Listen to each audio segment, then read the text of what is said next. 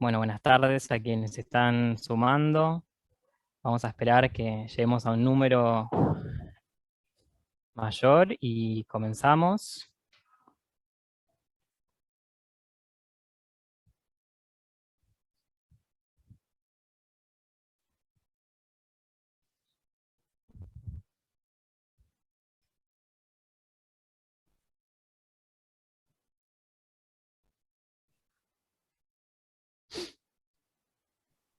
Buenas tardes a todos y todas. Ahora sí, me escuchan bien. Vamos a esperar unos minutitos y ya comenzaremos, ¿sí?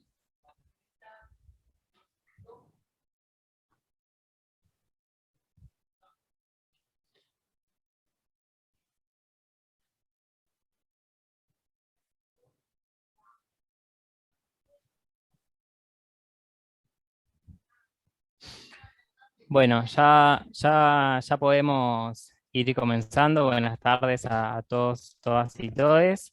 Les recuerdo que esta conferencia tiene traducción simultánea, así que abajo a la derecha van a tener la posibilidad de elegir el idioma en el que quieren escuchar la conferencia. Les recordamos no cambiarse durante el transcurso de la conferencia de un idioma a otro, sino permanecer en uno.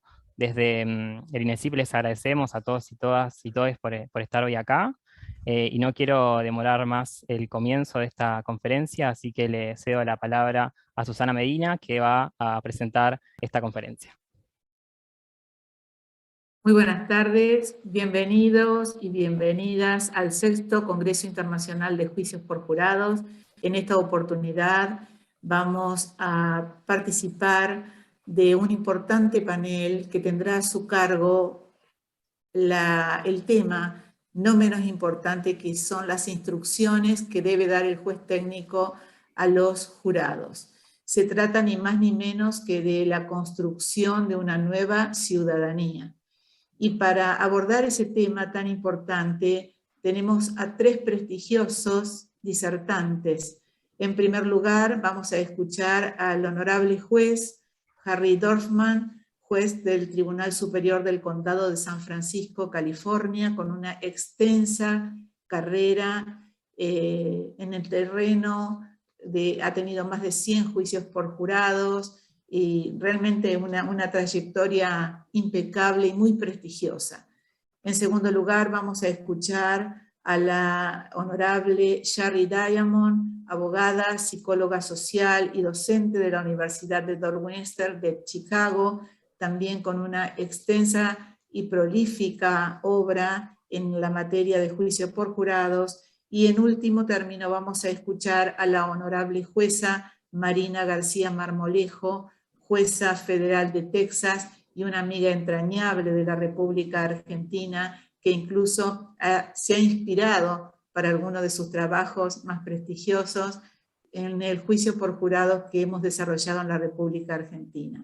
En mi provincia, la provincia de Entre Ríos, en el año 2019 se sancionó la ley 10.746 que instauró el juicio por jurado, y también se dictó la ley 10.779 de ser jurado, justamente para enseñarle a la ciudadanía a cómo desenvolverse una vez que son convocados para participar del jurado. A un año del primer juicio por jurados de la República, de la provincia de Entre Ríos, en la República Argentina, que sufrimos la pandemia que ha sufrido la humanidad, pero sufrimos un aislamiento social preventivo y obligatorio, como pocas veces hemos visto. A pesar de eso, pudimos llevar adelante casi 20 juicios por jurados en la provincia de Entre Ríos, y todos con mucha responsabilidad, con mucho compromiso de la ciudadanía, que vale la pena destacar. Así que con estas palabras de introducción, le vamos a dar ahora la palabra al honorable juez Shari Dorfman.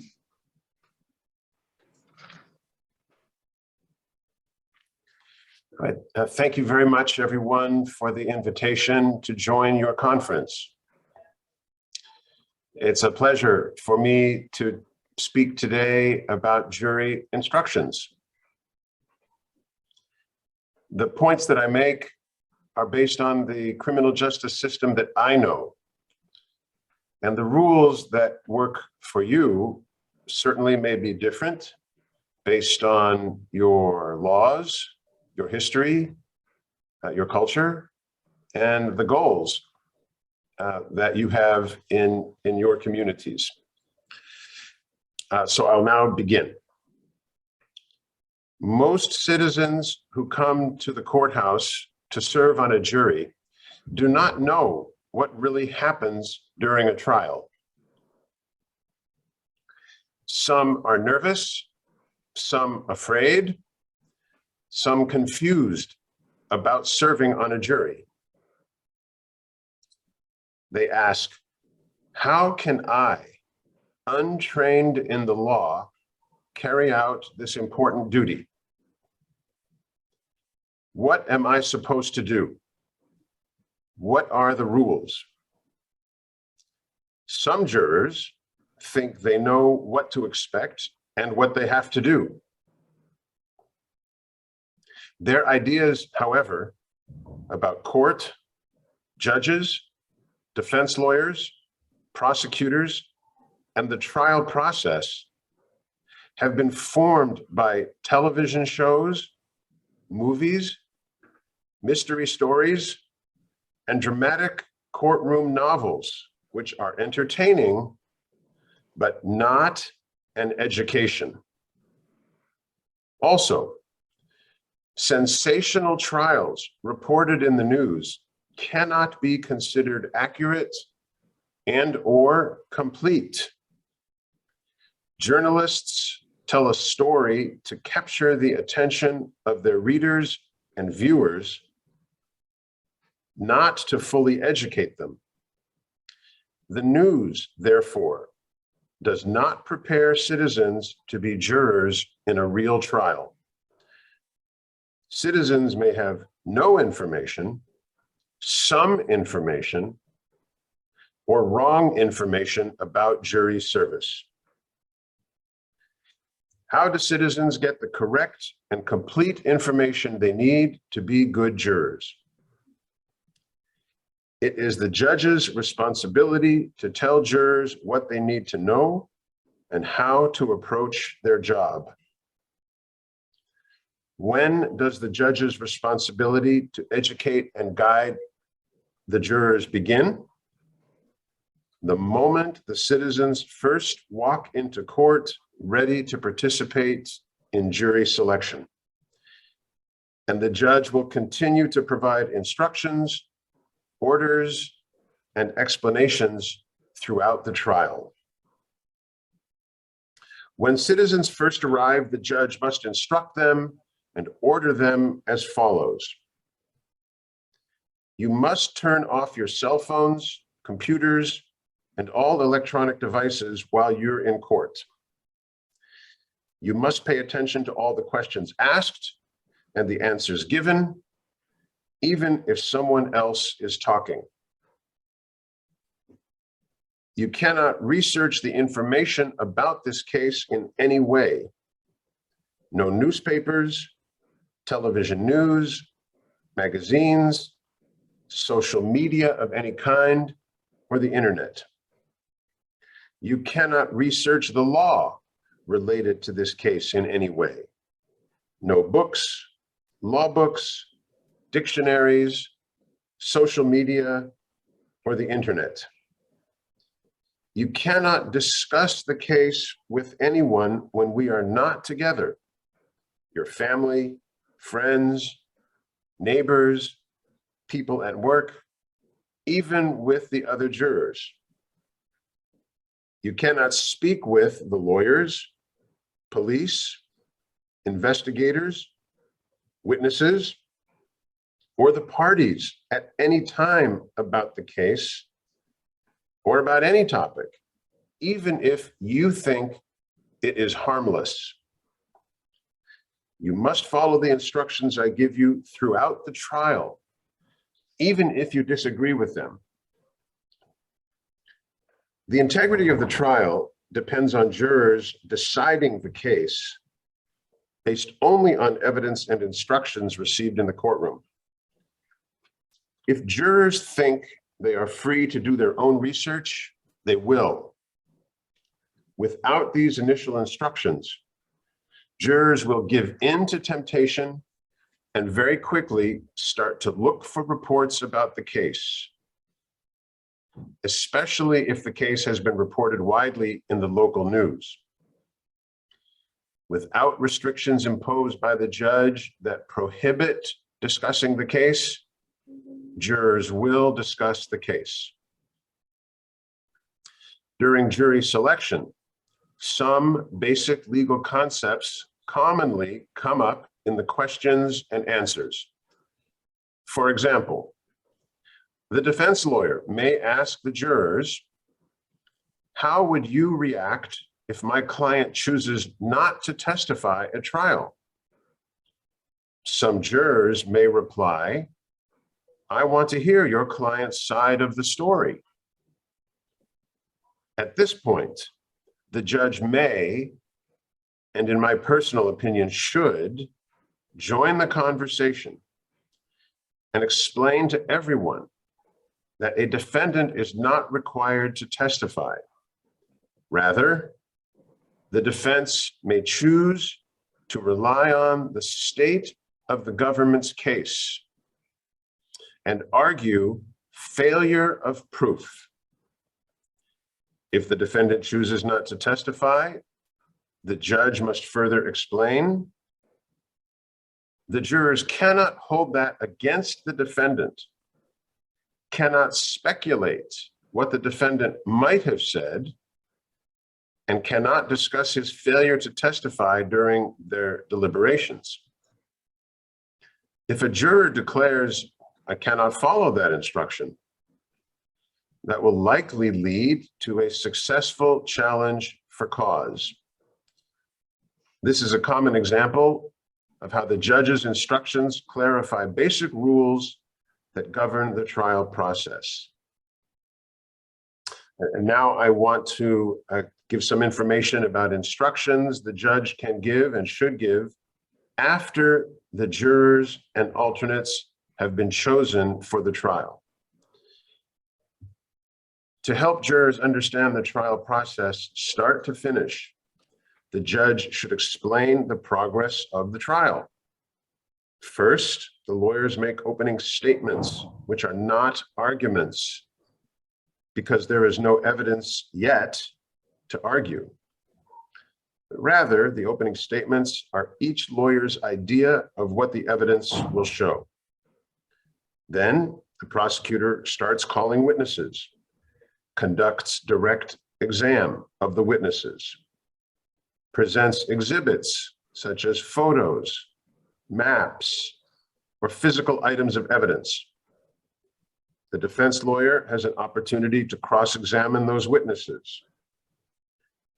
When the prosecutor's case is done, the defense may present witnesses and evidence if the defense chooses to do so. When all the evidence has been presented, the judge then instructs the jury on the law for the case. Then the lawyers will argue the evidence and the law.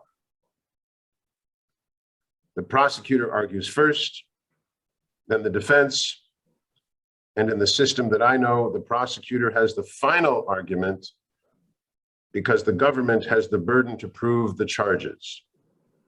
At that point, the jurors start their deliberations. The judge needs to instruct the chosen jurors and alternates before the lawyers make opening statements about the case and before presentation of witnesses and evidence. I typically instruct the chosen jurors as follows: the presumption of innocence, the burden of proof, what is evidence, specifically testimony, exhibits, and stipulations, what is not evidence, statements of lawyers during opening statement and closing argument, plus objections are not evidence, plus questions the lawyers ask witnesses are not evidence. Only the witnesses' answers are evidence. I also instruct the chosen jurors about witnesses and evaluating the credibility of witnesses. And I will list various factors that jurors can use to evaluate witness credibility. If the court allows jurors to take notes during witness testimony, I will tell the jurors they can do so. In my system, we allow jurors to take notes. If the court allows jurors to propose in writing questions they would like witnesses to answer, and in California, this is allowed, then I tell the jurors before we start with opening statements, they will have an opportunity to do that. But now let me talk to everyone about circumstances when a judge needs to provide instructions and explanations during testimony. Different situations require the judge to instruct the jury when witnesses are testifying. For example, assume a witness makes a hearsay statement and a lawyer objects. Hearsay, motion to strike. If the court agrees with the objection, the court will state sustained. The answer is stricken from the record. The jurors are instructed to disregard the statement and give it no weight or consideration. I want to add to all of you, although it's certainly hard to tell the jury to disregard an answer they've heard, in my system, we need to assume that when the judge gives that instruction, that order, that the jurors will follow the judge's order on the point.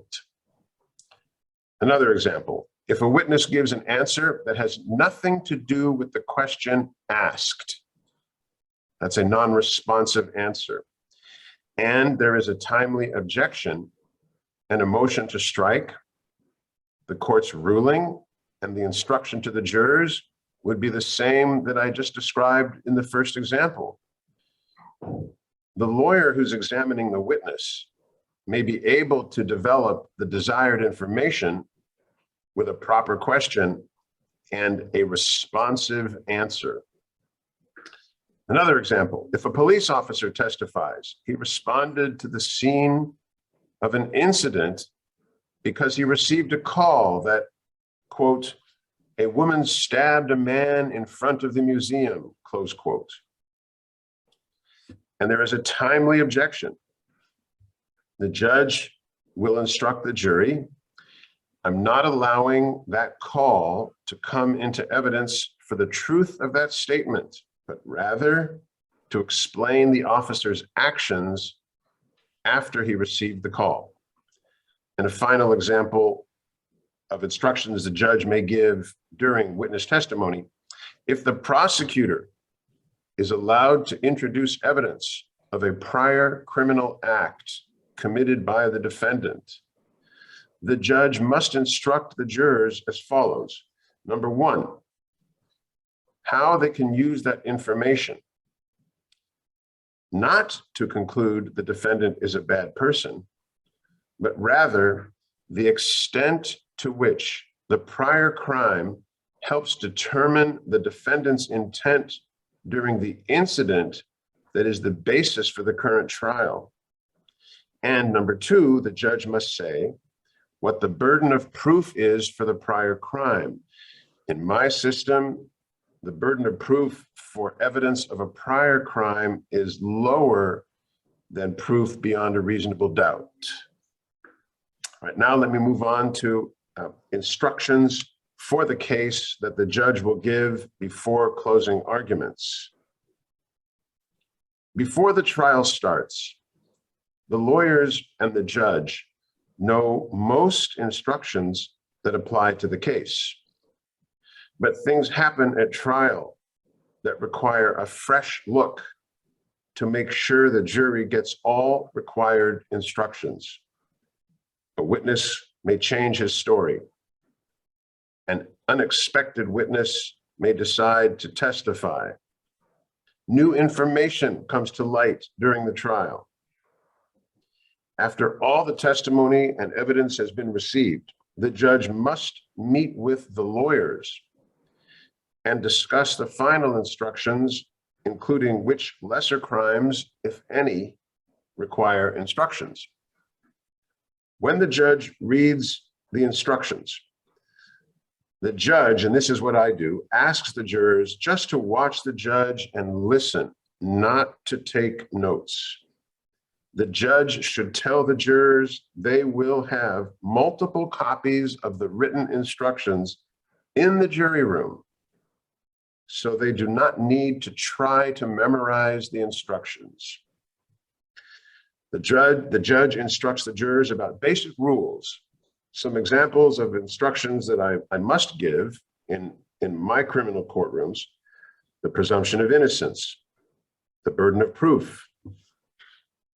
I repeat the instruction about evidence, about witnesses and credibility, a specific instruction about eyewitness testimony if it's relevant for issues at the trial, direct and circumstantial evidence, an instruction that neither side must produce all available evidence, an instruction that a single witness, if believed, can prove a fact that's in dispute,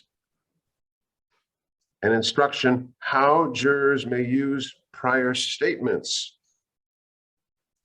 which are related to whether a witness should be believed, but also the prior statements can come in for the truth of the prior statements rather than what was said at trial.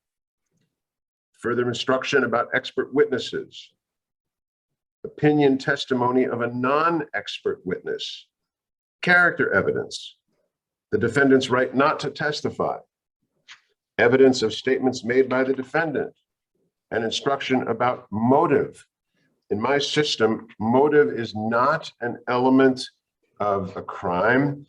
However, we tell the jury presence of a motive may support guilt. An absence of a motive may support innocence. I would add here that if there's a hate crime prosecution, then the question of motive and intent may be an element, may be relevant. Finally, an instruction that I give at the beginning of my group of instructions, if the defendant has left the scene of a crime, I have an instruction what the jury can do with that information. The judge must also, of course, instruct the jurors regarding the elements of the crimes, including any lesser crimes. And the judge must instruct regarding any relevant defenses, such as self-defense. The judge must explain the verdict forms to the jurors so they know, especially the foreperson, the leader of the jury, who is responsible for filling out and signing the forms, how to complete the forms. Finally, the judge must instruct the jurors how to approach their deliberations. It's my experience, this is very important, a very important part of the judge's instructions before the jury starts to deliberate. For example, I tell them they must choose a foreperson, man or woman, who will guide their deliberations. The judge must caution the jurors against declaring a certain vote at the start of deliberations before people have had a chance to express their opinions. Rather, they need to keep an open mind while they participate in discussions about the evidence and the instructions. The judge needs to encourage jurors to be respectful of others and listen to all opinions. The judge needs to remind the jurors that it is their duty to consider and compare all the evidence, which usually takes some time. The judge needs to instruct the jurors they cannot decide any question by any chance determination, such as flipping a coin. And I just point out, rarely, but it has happened in California, that jurors have actually tried to decide a tough question by flipping a coin. If the jurors have any questions, I tell them, they must write their questions on a form provided by the court so the judge knows exactly what they are asking. And as the judge, I share those questions with the lawyers. The judge also needs to tell the jurors if they need testimony read back with the help of the court reporter, they need to send a note specifying exactly what testimony they want. And they need to continue deliberating while they wait for testimony to be read back, because it takes time to prepare that testimony. The jurors are allowed to go home at the end of the day, but they cannot discuss the case with anyone until their deliberations are finished. And when they have reached their verdicts, and in California, where I work, the law requires a unanimous decision for either a guilty or a not guilty verdict, then the foreperson must sign the forms where there is a unanimous decision, and everyone will come back to court for the reading of the verdicts. So that concludes my comments about jury instructions at different phases of the trial. Start to finish, in my opinion, in my experience, the judge's instructions are essential to guide the jurors and ensure a fair trial for both sides. Thank you for listening, everybody. Muchas gracias, honorable juez Harry Dorfman. Tenemos un mensaje para usted de parte de la honorable jueza Susana Parada. Quiere aprovechar esta oportunidad para saludarlo y agradecerle por sus enseñanzas cuando estuvo en San Francisco en el año 2019. Ahora vamos a proseguir con la siguiente disertante y las preguntas se van a hacer al final.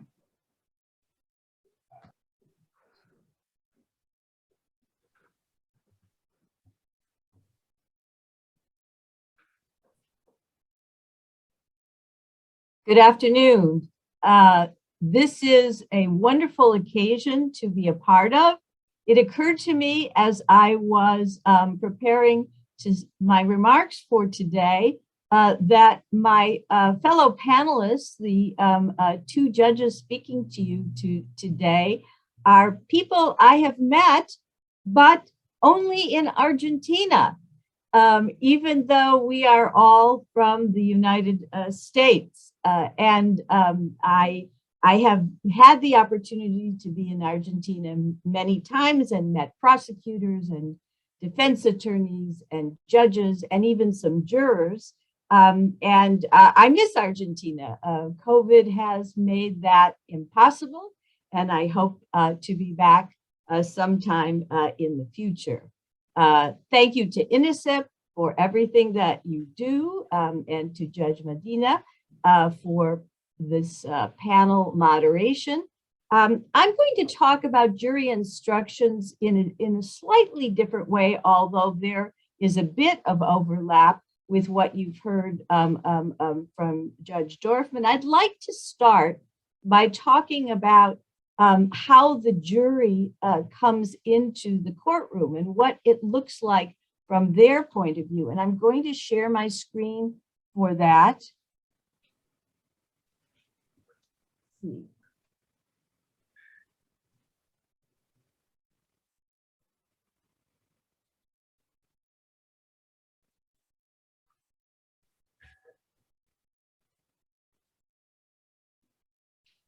Can you see the screen? Is that good? Yes? Okay, fine. Yes. So I will be talking about instructions, jury instructions, the topic for today. And from the jury's point of view, when they come into the courtroom, it is a very unfamiliar place. So we'll start with a look at the how the jurors see the courtroom.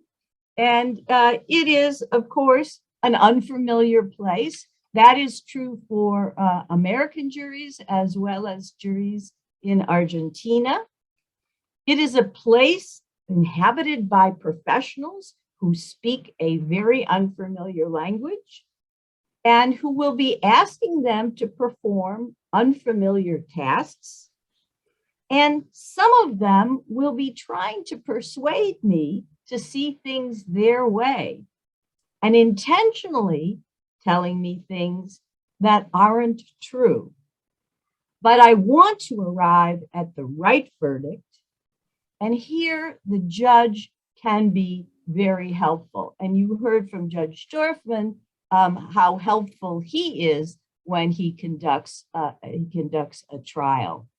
Now, I thought it would be, it was done separately, sorry. I thought that I couldn't resist talking about a trial that is going on today in a neighboring community to my home in Chicago. It's going on in Wisconsin, in Kenosha. And it has a number of really important lessons, I think, in it about how jury trials are conducted, and in particular about jury instructions. The trial arose as a result of some violence that occurred on the streets of Kenosha after the shooting by a policeman of a Black man, Jacob Blake, who was left paralyzed. And it caused some demonstrations and some violence on the streets. The result of it was that several people were killed.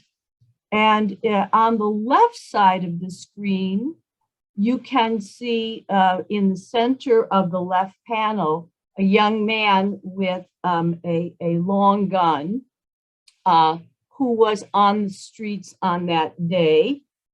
He had come from a community in Chicago in an attempt, he said, to help out and protect property on the streets. And on the right side, you can see him in his trial. And his trial, which started several weeks ago, the jury is currently, as we speak, deliberating, had one defendant, Mr. Rittenhouse. There were two people dead, and there was a third shot and injured. There was no question that he fired the shots in all three cases. And then there were three this occurred in three separate instances in the course of that evening. There were 5 charges in this trial against Mr. Rittenhouse, including first-degree murder, attempted murder, and reckless endangerment, plus lesser included charges for the murder charges. This was a complicated case. In addition, Mr. Rittenhouse said that he had committed those, those things had occurred as a result of self-defense. So he had an important legal defense that he was raising in the course of the trial. The trial went on for 11 days. There were videos. There were more than 30 witnesses, including the defendant who testified on his own behalf. This was a hard case. When it came to the end of the case, there were 36 pages of instructions from the judge. The jury received a copy of the instructions. Unlike in Judge Dorfman's courtroom, they received one copy of the instructions. The jury started deliberating on Tuesday of this week, and a question immediately came out from the jury. Could they have 11 more copies of the first 6 pages of the instructions? And shortly thereafter, they asked for 11 copies of the rest of the instructions, pages 7 through 36. Further, at the end of the third day of deliberations, a juror sent a note. Can I have a copy of the instructions to take home this evening? So that they could look at the instructions further.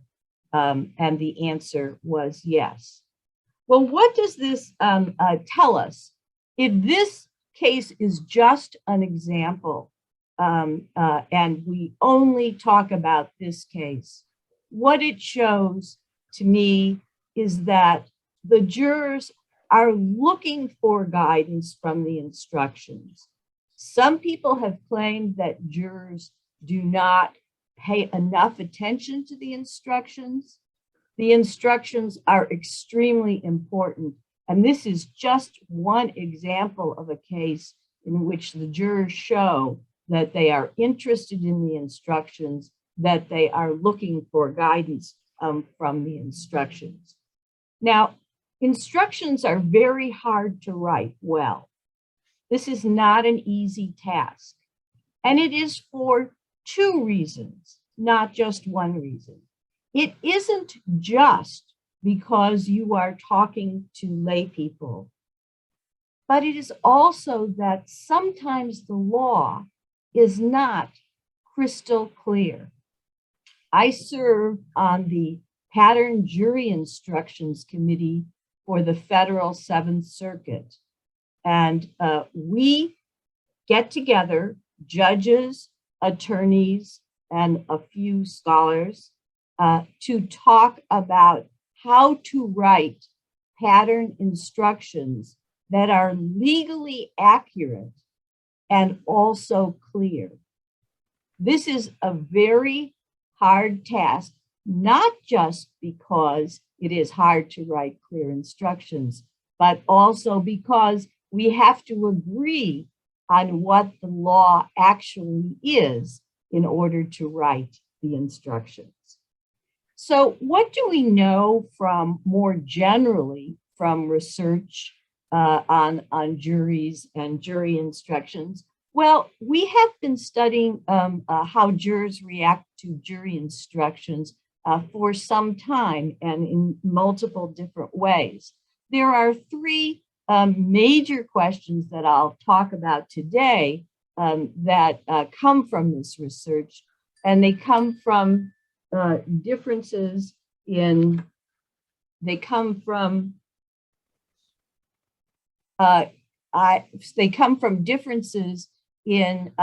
kinds of research, but they point in the same direction. So the first question is, do jurors pay attention to the law? The second question is, how often do they make mistakes when they're talking about the law? And we were able to study actual jury deliberations in one study, so we could look at the mistakes that they made. And then how often are comprehension mistakes, which are going to be made, corrected during jury deliberations? Well, a number of studies and simulations, mock studies, not real jurors, have shown that jurors talk about the instructions, talk about the law in the case from 20 to 25% of the time when they are in deliberations. That's a significant amount. When we studied actual jury deliberations in Arizona, we found that 17% of the comments, and we were very conservative. We didn't count an instruction, a comment, unless it could be tied to the instruction itself. 17% of the many comments that jurors made were about instructions. And here's a key factor. In the Arizona studies that we did, we were able to, we studied juries who had access, each one on the jury, to a copy of the instructions. And in 92%, almost all the cases, even the simplest ones, at least one instruction was read aloud during jury deliberations. And in half of the cases, 46% of the cases, at least half of the jurors read an instruction during deliberations. So you can see the centrality of the instructions for the jurors and why it's so important to get them right. We also were able to look at how often jurors made mistakes during their discussions relating to the law. And perhaps because the jurors all had copies of the instructions, 83% of the comments they made were correct. That doesn't mean they were correct all the time, but that is a pretty high percentage. In those cases where the jurors were not correct, about half of those got explicitly corrected. Some were kind of unimportant errors, but half of them explicitly got corrected. Who did the correction? Well, sometimes it was other jurors. Most of the time it was other jurors. But there were also times when the jurors sent a question to the judge and the judge corrected the mistake. So in 20% of the cases, the judge corrected it. And in an additional 11%, both jurors and the judge corrected it. So if there was disagreement on the jury about what the correct answer was, and they sent a question to the judge explained that what the correct answer was. This highlights the importance of the judge being responsive when the jurors have a question about the law. Unlike, I would venture, both of the judges on this panel, sometimes American judges, when they get a question from the juror, will duck the question. It is understandable when there are final instructions, the jury has gone back to deliberate, the jury asks a question that you say, well, go back and read the instructions, right? And that's an easy response, and it avoids the danger of having an appellate court criticize the judge for having given the wrong answer. But it is not in good service to the jury or the jury trial. And so judges should try to be specific in answering the question when they can. And so I guess the general lesson which I would want to have you take away, there are actually several of them. The first and most obvious is to provide copies for each juror so that they can consult them and nobody has an advantage in the jury room with the possession of the jury instructions. To write plain language instructions in order to communicate. There has been much conversation at this conference about how jury trials are actually hard for advocates who are inexperienced with conducting a jury trial, and how important it is for them to learn how to communicate with jurors. And one of the great advantages of the jury trial is that you can have a presentation that is clear to the public as well as to the jurors if you do it properly. I think as part of that clear explanation of the instructions, it's important to provide definitions that help the jury. There are some jurisdictions in the United States where they do not define the phrase beyond a reasonable doubt. That does not help the jury. And we have research that shows that there are some definitions of reasonable doubt that are more helpful to jurors in distinguishing between strong cases and weak cases. So we know something about what to do about this. If there is a new instruction and you're not quite sure whether this is a good instruction, a clear instruction for Argentine jurors, there is an answer to that. And that is, you can do some testing with some research on lay people to see if they understand the instructions. We do that not enough in the United States, but we do it on occasion. And in this group of ways of testing it, you can also consult with former jurors. Jurors see words, phrases, legal concepts differently than those of us who have a legal education. And the only way to find out how they understand things is for you to get information from them. We have an adjective in English, aggravating. And aggravating has two different meanings. One meaning is it is an extra strength of that. So we have robbery and aggravated robbery, all right? But there's another way in which the term is used, and it means just annoying.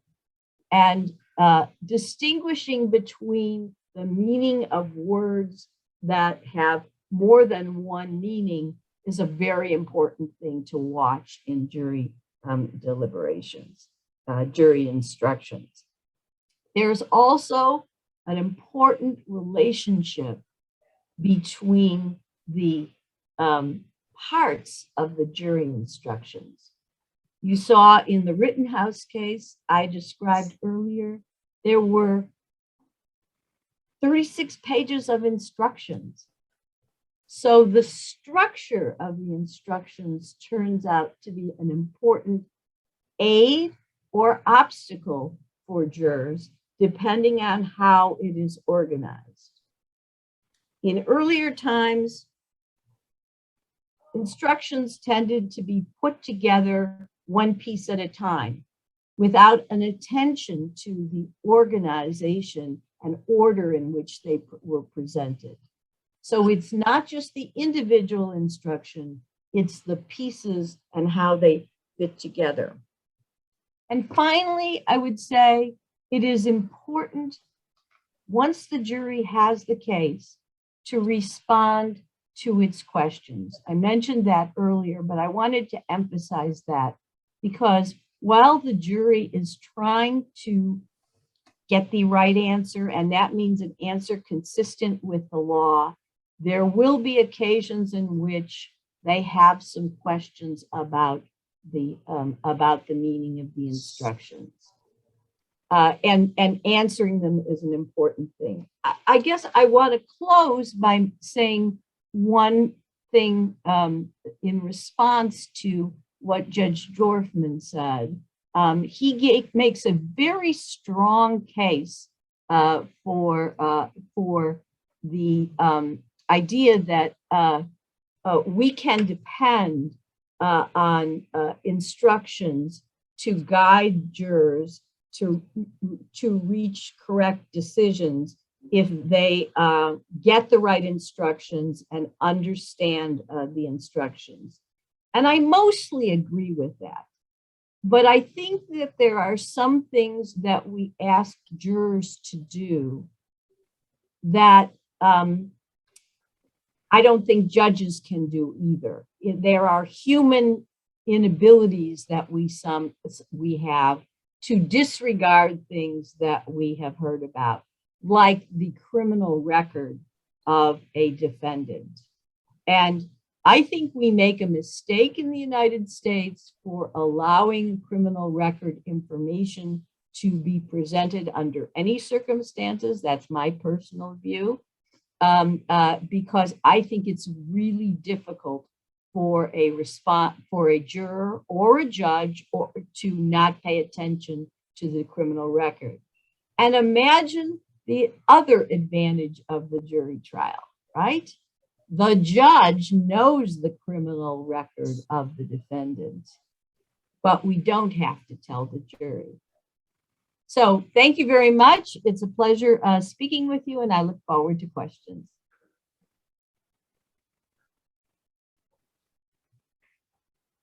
Muchas gracias, honorable Shari Diamond. Será bienvenida a la Argentina pronto. Ojalá que nos pueda visitar de manera presencial. Y bueno, vamos a darle la palabra ahora a la honorable jueza Marina Marmolejo, y después vamos a hacer al final las preguntas para los tres. Adelante, por favor, Marina. Gracias. Gracias a la doctora Susana por la introducción y también por acompañarnos este día en este panel tan importante. Le doy gracias también al INESIP y a la Asociación de Argentina de Juicios por Jurado por esta invitación. Es un honor formar parte de este Congreso internacional tan importante y tan educativo. También es un honor compartir este espacio con los doctores Harry Dorfman y con la doctora Shari Diamond, que ya básicamente lo han dicho todo. Entonces, un poco difícil seguir después de ellos, pero intentaré de aportarles algo diferente y algo nuevo, aunque va a ser difícil. Pero en realidad nos dieron excelentes recomendaciones sobre la importancia de las instrucciones al jurado y al igual del rol del juez en dando las instrucciones. Mi perspectiva y mi experiencia con las instrucciones al jurado viene de mi trabajo previo. Yo empecé como defensora de oficio, también he trabajado como fiscal federal y ahora llevo más de 10 años como juez federal. Entonces tengo tiempo trabajando las instrucciones con el jurado, pero de diferentes perspectivas. Y lo que comentaba la doctora Diamond es que no es fácil redactar instrucciones y estoy de acuerdo. No es fácil y las instrucciones deben de ser muy, muy claras y a veces es un poco difícil porque no son instrucciones de 5 páginas, son instrucciones de 30, de 40, de 50 páginas. Entonces, la responsabilidad de las partes y del juez es muy importante en redactar instrucciones que son claras y específicas para el caso en particular. Bueno, les comento un poquito sobre lo que nos dijo ya el juez Dorfman, y es que la conversación con los jurados sobre las instrucciones empieza en el primer momento que ellos entran a la corte, a nuestras salas. Empieza en realidad durante la selección del jurado que llamamos el proceso de voir dire. En ese momento es cuando las partes y al igual el juez les empezamos a explicar un poquito, no sobre los hechos del caso, porque eso no es permitido, pero les empezamos a explicar sobre su rol y cuál va a ser su deber si ellos son escogidos como jurados. Entonces, desde el primer inicio y el primer contacto que tenemos con los jurados, les empezamos a hablar sobre la ley. Y cuando nosotros como jueces hablamos sobre la ley, estamos hablando de las instrucciones a los jurados, porque esa es la ley que se les va a proporcionar. Entonces, desde el momento que empieza la audiencia de voir dire, empezamos a hablarles sobre los conceptos de la definición de la duda razonable, por ejemplo, la presunción de inocencia, la carga de la prueba, y empezamos a acertarnos no solo que ellos entiendan estas definiciones, porque es importante definir estos términos, pero al final, si ellos son escogidos o más bien no eliminados, que ellos estén dispuestos porque van a tomar un juramento, entonces ellos tienen que estar dispuestos a seguir las instrucciones y aplicar la ley a los hechos. Y también les avisamos que el juez es el que va a dar las instrucciones, la jueza, y lo que necesitamos si son elegidos es que ellos estén dispuestos, que estén comprometidos a seguir las instrucciones. Es que las instrucciones son muy, muy importantes. Ahora voy a intentar de compartir una presentación. Vamos a ver si tengo éxito haciendo eso. Y trataré de no repetir lo que dijeron los otros expositores. Es que si hay una pantalla que repite un concepto ya cubierto, la voy a brincar. Bueno, vamos a ver aquí. Voy a tratar de empezar aquí. Ok, ¿se ve la pantalla? ¿La pueden ver? ¿Sí? Ok, veo que dicen que sí. Ok. Bueno, vamos a hablar un poquito sobre la importancia de las instrucciones, que sé que es algo que ya lo saben, pero vamos a empezar con conceptos que son muy básicos y muy importantes en nuestro sistema y el sistema que ustedes están desarrollando. Básicamente, las instrucciones para mí son las reglas del juego. Y obviamente no es un juego, ¿verdad? Es una manera de explicar lo que está pasando, porque el jurado tiene que estar dispuesto a entender las instrucciones y a seguirlas durante el juicio. Las instrucciones instruyen al jurado tocante las leyes específicas que ellos tienen que utilizar para evaluar los hechos. Los hechos son la evidencia que se está presentando durante el juicio y las instrucciones es como ellos van a poder evaluar los hechos y aplicar la ley. Las instrucciones también proveen recordatorios muy importantes al jurado antes de que ellos empiezan el proceso de la deliberación, tales como, y ya hemos hablado ya de estos conceptos, la carga de la prueba, la duda razonable, la presunción de inocencia, que empezamos a explicarles esto durante el proceso de voir dire y luego inicialmente, antes de que empiece el juicio, antes de que se hacen los alegatos de, bueno, no alegatos, la presentación de la apertura, porque no son alegatos, y luego después de la clausura, antes de que ellos empiecen a deliberar. Y esa es la razón que son tan importantes. ¿Cuándo se instruye al jurado? Esta es una de las preguntas que surgió ahorita durante el chat y es una muy buena pregunta porque todos los jueces lo hacemos un poquito diferente, entonces yo les voy a compartir mi opinión sobre la mejor práctica. Las instrucciones preliminares se dan al jurado tras juramento. O sea, cuando ellos son ya elegidos, sabemos que ellos son el jurado, ellos toman un juramento. Entonces, en ese momento, como juez, les damos las instrucciones preliminares y son instrucciones no que cubren todo lo que se les va a dar al final, pero simplemente es un guía para cuando ellos estén escuchando la evidencia que se está presentando en el caso, ellos empiecen a analizar un poco el significado de los hechos y cómo es que ellos pueden empezar a evaluar las pruebas. Las instrucciones preliminares, y les voy a hablar un poquito más sobre eso, pero tenemos un código que es escrito y ahorita tengo una pantalla sobre eso, pero básicamente las instrucciones preliminares les recuerdan al jurado las reglas básicas que aplican en los juicios. Van a delinear los elementos que la Fiscalía, la Procuraduría tiene que probar durante el caso. También les estamos recordando, y esto lo dijo mucho el juez Dorfman, del papel del jurado. ¿Qué es lo que nosotros esperamos de parte de ellos? ¿Cuál es la conducta apropiada durante el juicio? Y al igual, también es una guía de cómo se va a ir desarrollando el juicio para que ellos sepan qué es lo que van a ir esperando.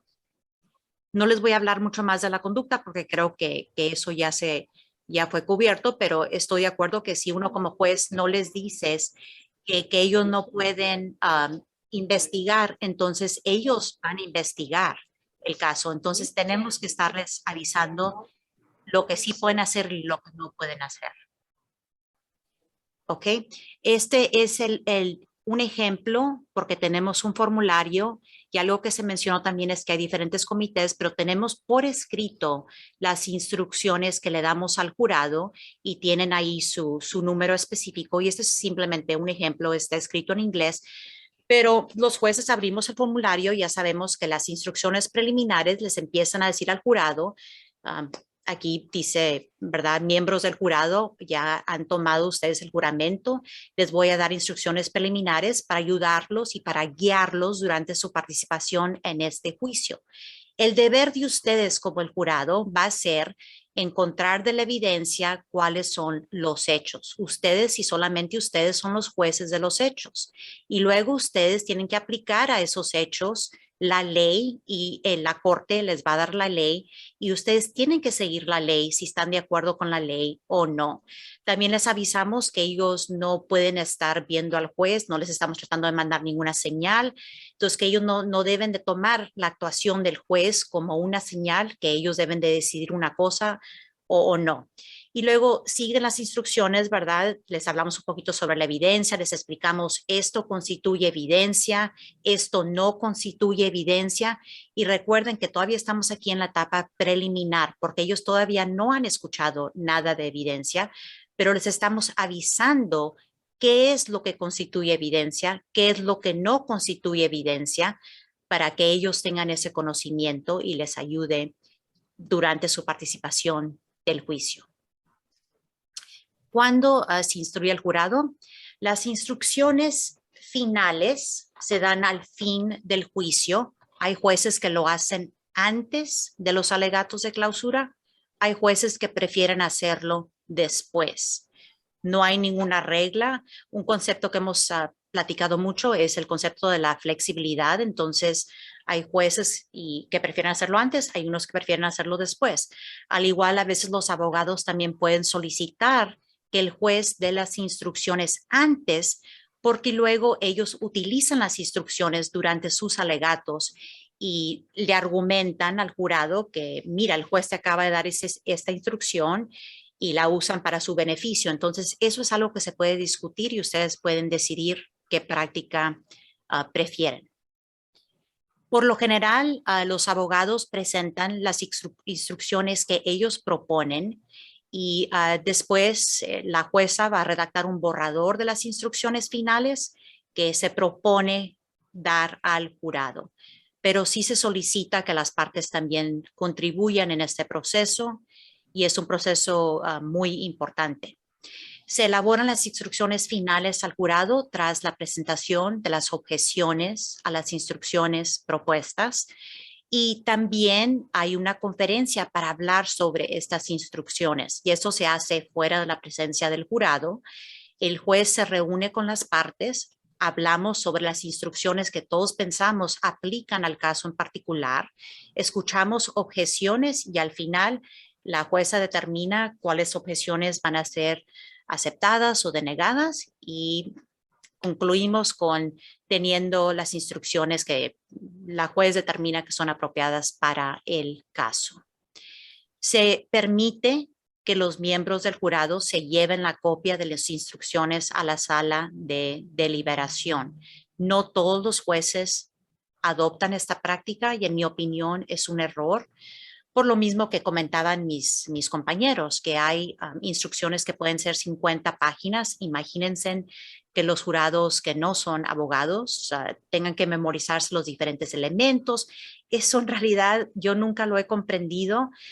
Yo me frustraba mucho cuando ejercía como defensora de oficio, después como fiscal, cuando el juez no estaba dispuesto a dar las instrucciones, pero hay muchos jueces que no creen en el valor de dar las instrucciones, la copia de las instrucciones al jurado, y yo pienso que eso es un error. Entonces, cuando me eligieron como juez, yo dije, voy a cambiar esa práctica porque no es una buena práctica. Al final, lo que queremos es que ellos recuerden las instrucciones, que las entiendan y finalmente que las apliquen. Las instrucciones modelo al jurado, cada jurisdicción tiene su libro con las instrucciones que son modelo y es muy importante porque queremos que sean uniformes a través de los diferentes circuitos. Tener un modelo de instrucciones, una guía, un libro, minimiza el riesgo de que diferentes tribunales, especialmente tribunales del mismo distrito, le den diferentes instrucciones al jurado. Entonces, también es muy importante que sí haya un poquito de uniformidad. Y también puede resultar, si no damos las instrucciones correctas, puede resultar con una revocación por un tribunal de apelación. Puede resultar que no haya confianza en el sistema judicial. también puede causar la apariencia de que no hay transparencia y rendición de cuentas y cada juez está dando diferentes instrucciones y las estamos inventando y no hay uniformidad. Eso yo pienso nos cuesta al final. En síntesis, las instrucciones modelos al jurado proporcionan a los tribunales del distrito una guía a seguir y esto es muy valioso. Este es un mapa geográfico de los diferentes distritos que tenemos, las cortes de apelaciones. Yo estoy en Texas y como pueden ver soy parte del 5º circuito, que es Texas, Luisiana, Mississippi, pero tenemos, bueno, realmente tenemos 12 circuitos, pero no voy a hablar del número 12 porque no es relevante para esta discusión. Pero en los 11 circuitos que ven aquí, cada circuito tiene su modelo, su guía de instrucciones que utilizan para instruir a los jurados. Creo que Shari nos comentaba que ya fue parte del comité del 7º circuito y ella formó parte del grupo de personas que no solo están redactando las instrucciones, pero que anualmente las están evaluando y reevaluando. Yo soy parte del comité de las instrucciones de jurado del 5º circuito y en realidad es un trabajo muy, muy importante. Ahora, sería excelente que en todo Estados Unidos tuviéramos sí, un set de instrucciones, pero no funciona así exactamente, aunque son muy, muy parecidas, en mi opinión, de circuito a circuito. Instrucciones, modelos de circuito. Hay instrucciones específicas para cada delito o la mayoría de los delitos. Este año pasado, en el circuito número 5, que es el circuito nosotros, creo que agregamos como 30 instrucciones nuevas porque no existían. No eran parte del libro, entonces el juez las tenía que redactar de nuevo y eso es complicado, no es nada fácil. Pero ese es un ejemplo de una de las instrucciones, no la voy a leer aquí en detalle. Les comento que todas las instrucciones las tenemos en el internet y pueden tener acceso a copias de las instrucciones. Y creo que también Puerto Rico tiene un volumen donde están en español y eso es muy fácil para que las puedan revisar si les llama la atención hacerlo. Pero como pueden ver, la guía aquí para el juez es muy clara y aplica al delito específico y se les instruye. Este es el delito para que ustedes puedan encontrar a la persona culpable más allá de una duda razonable, número 1. Y empezamos a darles los elementos de la ofensa, número 2, número 3. Y esto es muy valioso para los jurados y también para las partes porque queda muy claro cuál es la carga de la prueba, queda muy claro cuáles son los elementos y qué es lo que se tiene que comprobar. Y al igual, cuando el jurado tiene la copia de estas instrucciones y están deliberando en secreto, ellos pueden recordar exactamente qué es lo que el fiscal les tiene que probar. Yo como juez acostumbro, y ese es un ejemplo de una de mis órdenes, notificarle a las partes cuándo va a ser el juicio, para cuándo tienen que entregar copias de los nombres de los testigos, de las pruebas.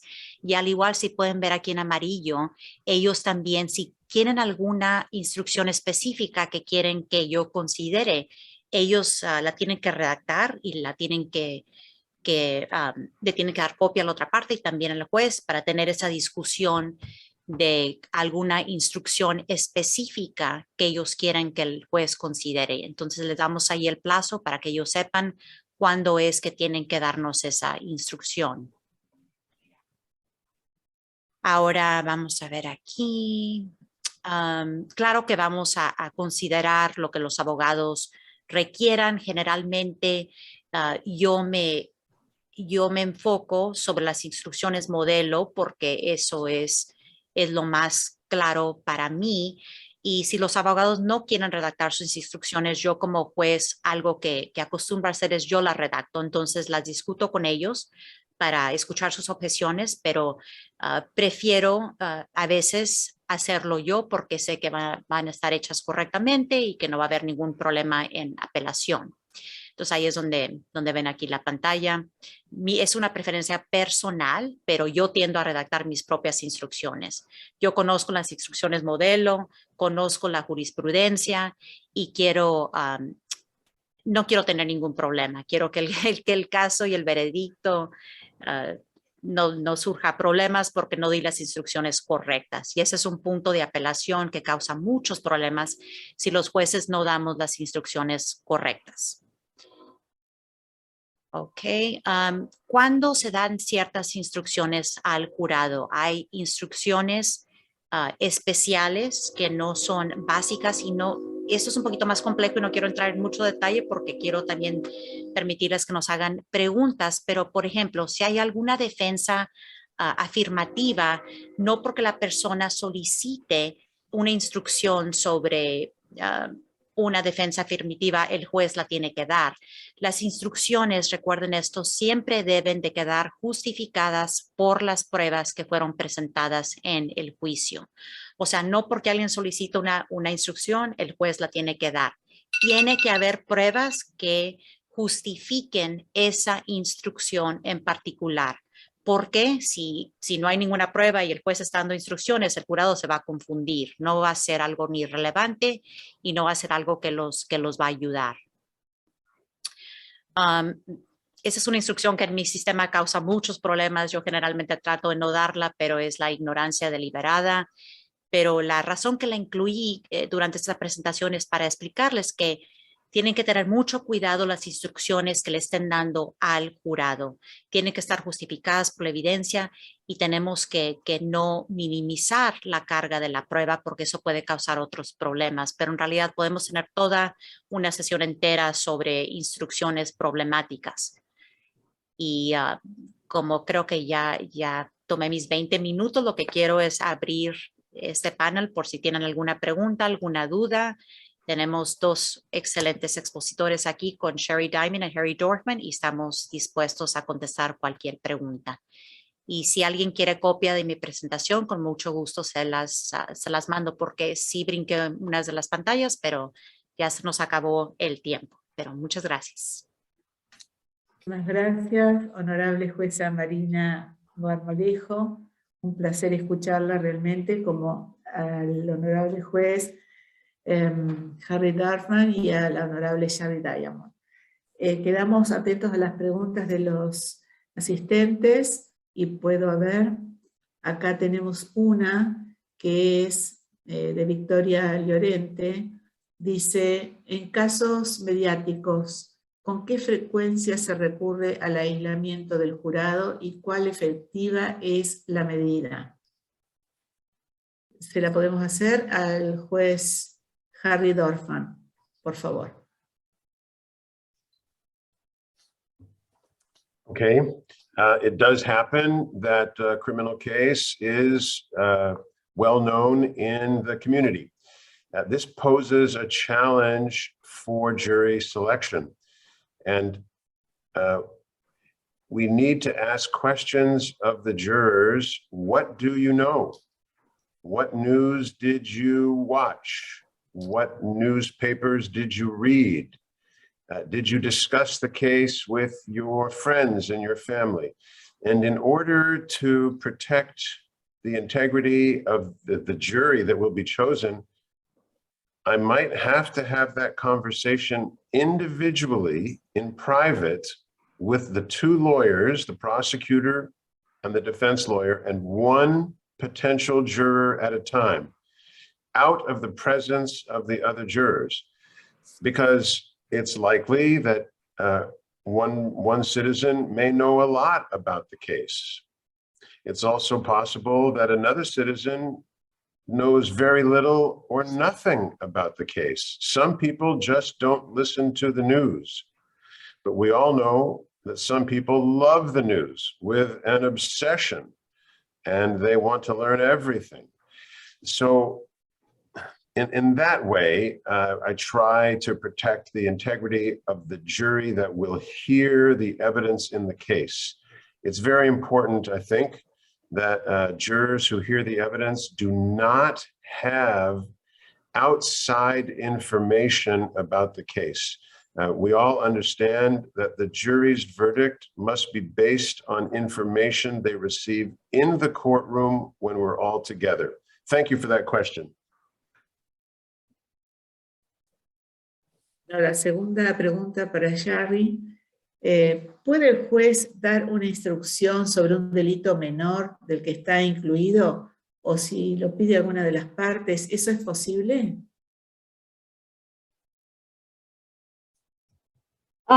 It varies by jurisdiction as to whether a judge can do it himself or herself. The judge ultimately has to rule that it will be permissible. The judges on the panel may have something to say about their personal experience. There have been disputes about it, whether the lesser included offense should be included. The judge makes the final ruling on whether that will be permitted.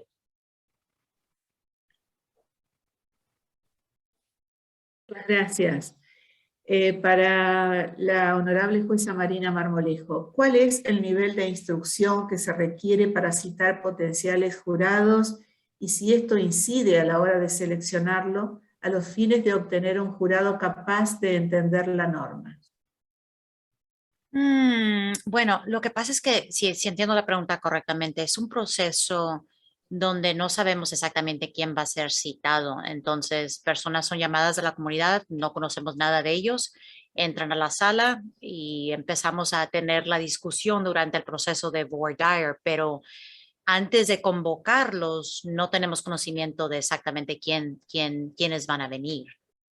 Pero no sé si entendí la pregunta correctamente. Sí, está muy bien. Y esta, la que sigue, si la podemos contestar también, Marina, es consulta, ¿es posible para las partes, los abogados, discutir sobre las instrucciones referentes a los elementos del delito? Claro. Eso es lo que hacen los abogados y lo hacen muy bien. Discuten todo. Ese es su trabajo, ¿verdad? Ellos no van a estar de acuerdo, entonces tienen que discutir exactamente qué es lo que consideran que es apropiado o no apropiado. Pero donde entra el beneficio de tener un guía, de tener un modelo de instrucciones, es que nuestra jurisprudencia ya tiene establecido que estos son los elementos, ¿verdad? Entonces, eso nos ha ayudado mucho a nosotros porque ya lo tenemos codificado, ya tenemos precedente que ha contestado muchas de esas inquietudes. Entonces, los abogados pueden tener ese debate sobre ese elemento o no es elemento. Consultamos las guías, consultamos los casos y los casos confirman o sí o no. Muchísimas gracias. Creo que no queda ninguna pregunta. A ver. Acá la última. Le vamos a preguntar al profesor Harry y también a Shari. Lo que quiere decir la recomendación de la ABA respecto a que es mejor instruir a los jurados sobre el derecho sustancial antes del juicio, es decir, como una instrucción previa después del voir dire, además de instruir a los jurados sobre ello al final del juicio. ¿Quién de ustedes quiere contestar?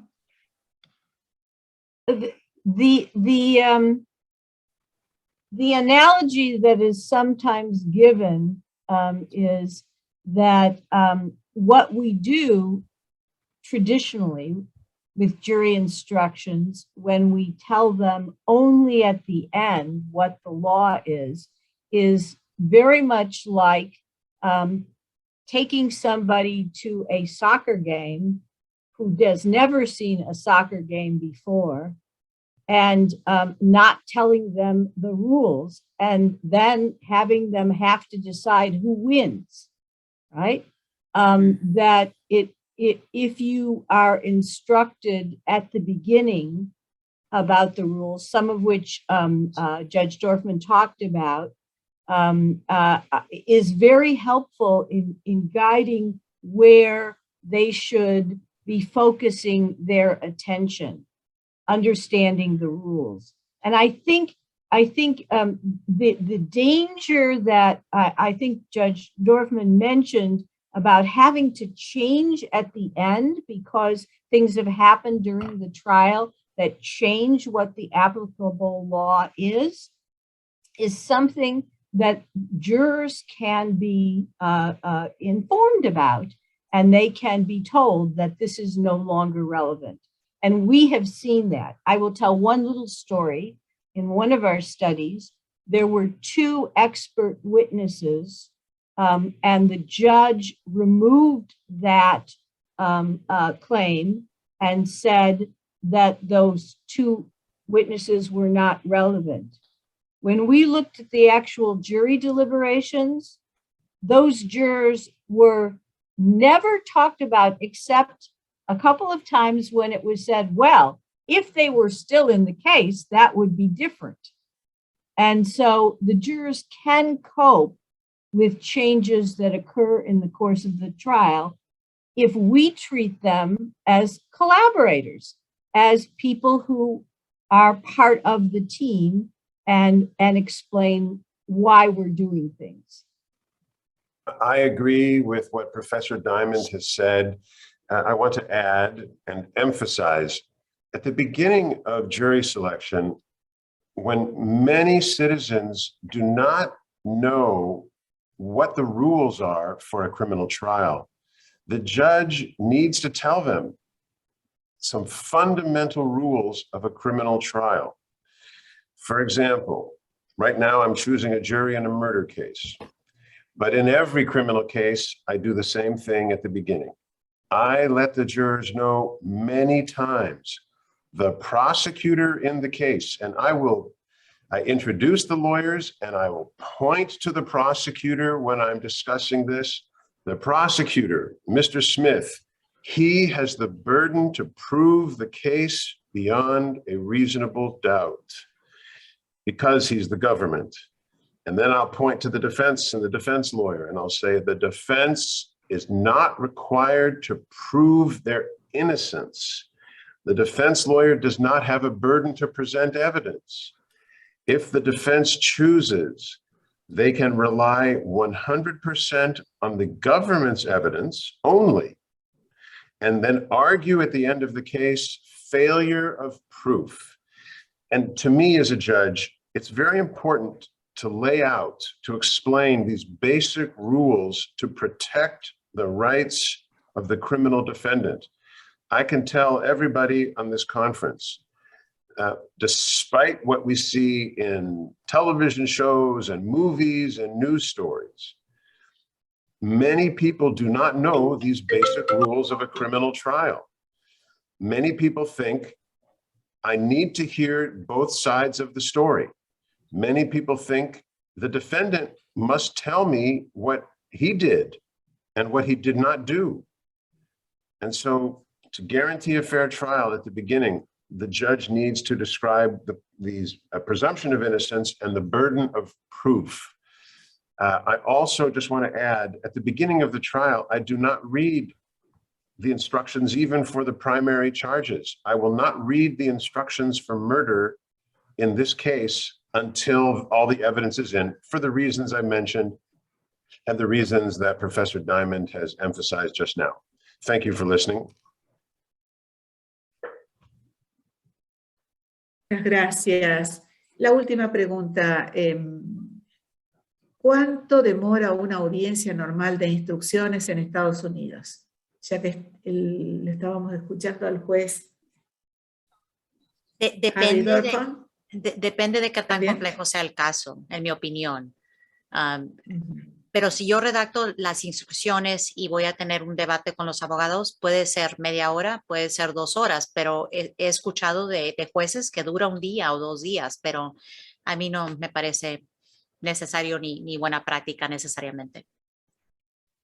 Perfecto. Bueno, muchísimas gracias. Siendo ya la hora 16:02, queremos darle las gracias a la Asociación Argentina de Juicio por Jurados, al INESIP, a cada uno de los 119 participantes que hemos tenido hasta esta hora, y por supuesto a nuestros prestigiosos disertantes por habernos regalado todos estos conocimientos, haber compartido generosamente su experiencia, que para nosotros es muy valiosa. A todos ustedes tengan muy buenas tardes y quedamos a disposición para seguir compartiendo este importante 6º Congreso Internacional de Juicios por Jurados. Hasta pronto. Gracias a todos. Are we off the air now? Nice Sí. to see you, Shari Diamond. Great to see you guys. Next And Harry, I look year forward to in- meeting you. La You're a pregunta rock vez star in en Argentina, Argentina. and I don't know you. So I look forward to meeting you soon. And Sherry, I hope to see Gracias. you again. Ya Nice salimos to del meet aire. you. Muchas Yes, Judge gracias. Marmolejo, nice to meet Yes. you. And Susana Medina, thank you so much for your Thank you. organization. Thank you very Indeed, much. thank you. Bye. Muchas gracias, muchas gracias, muchas gracias a ustedes por haber participado. Para nosotros es muy importante, sobre todo que estamos empezando, ¿no? Así que hasta pronto todos. Gracias. Gracias. Aquí.